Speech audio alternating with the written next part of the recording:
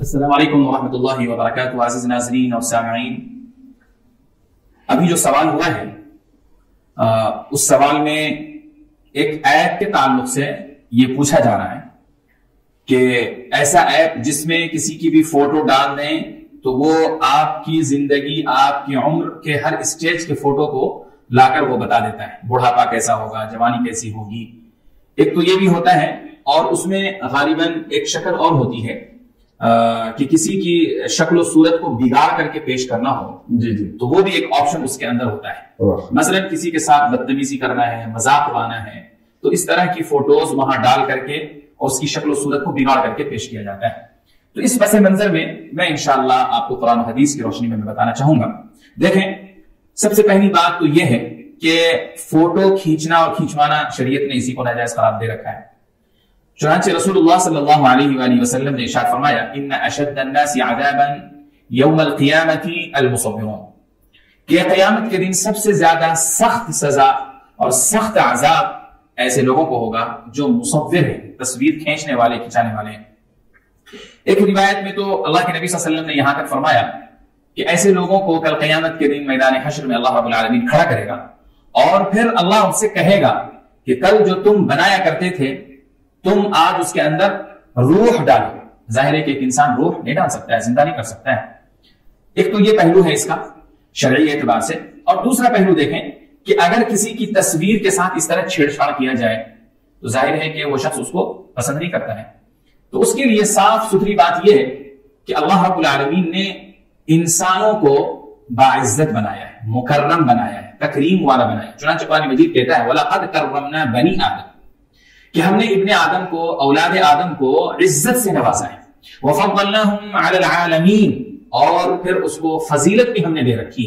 تو یہ تمام انسانوں سے متعلق اللہ رب العالمین نے ذکر کیا ہے. ایمان، غیر ایمان، مسلمان، غیر مسلم، ان چیزوں کی کوئی تفریق اللہ رب العالمین نے نہیں کی ہے، مطلق انسانوں کے حوالے سے یہ بات کہی ہے. تو اس سے یہ بات معلوم ہوئی کہ اللہ نے جس انسان کو باعزت بنایا ہے، مکرم بنایا ہے، بالکل ہم ان کو گویا ذلیل کر رہے ہیں اور گویا ہم ان کو بے عزت کر رہے ہیں.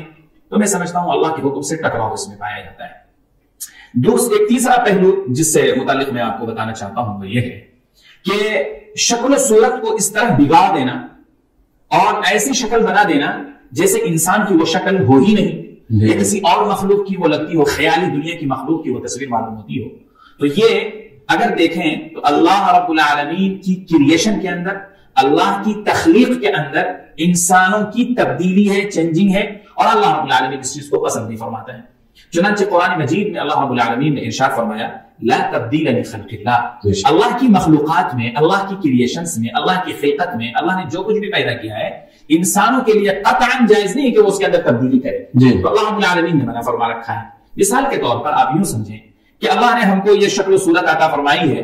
ایک شخص کو ناک سامنے ہے، اگر کوئی انسان یہ سوچتا ہے کہ ہم اس ناک کو ہٹا کر کسی اور جگہ نصب کرنے لگا لیں، یہ اللہ رب العالمین نے انسانوں کو اجازت نہیں دی ہے. لا تبدیل لخلق اللہ، تغییر خلق، اللہ کی بنائی ہوئی شکل و صورت کو بدل دینا، اللہ اس کی اجازت نہیں دیتا. قرآن کریم اس سے منع فرماتا ہے.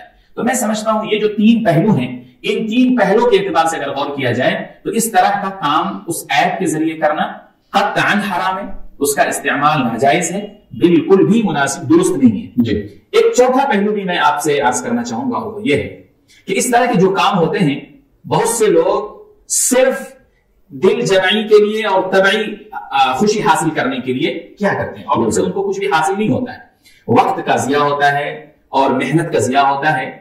لہذا اللہ کے نبی صلی اللہ علیہ وسلم کے اس قول پر آپ غور کریں جس میں رسول اللہ صلی اللہ علیہ وسلم نے ارشاد فرمایا کہ تم اپنے وقت کو عبث اور بیکار کاموں میں مت لگایا کرو. اس سے منع فرمایا رسول اللہ صلی اللہ علیہ وسلم نے. ایک موقع سے رسول اللہ صلی اللہ علیہ وسلم نے یہ بھی فرمایا کہ ایک مسلمان کا بہترین اسلام یہ ہے کہ وہ غیر ضروری چیزوں کو چھوڑ دے. ان من حسن اسلام المرء ترکہ ما لا یعنی، جو بھی غیر ضروری چیزیں ہیں جن سے انسان کو، مسلمان کو، کسی مومن کو فائدہ نہیں ملنے والا ہے، نہ دنیا کے اعتبار سے نہ دین کے اعتبار سے، تو ایسے کاموں میں ان کو لگنے سے رسول اللہ صلی اللہ علیہ وسلم نے منع فرمایا ہے. تو جو لوگ اس طرح کا ایپ استعمال کرتے ہیں اگر وہ غیر ضروری طور پر استعمال کر رہے ہیں تب بھی ان کو بچنا چاہیے، اور اس طرح کے کام تو قطعاً ان کو نہیں کرنا چاہیے. اللہ رب العالمین ہم کو اور آپ کو سمجھ دے کہ ہم اس طرح کے کاموں سے اپنے آپ کو بچا کریں.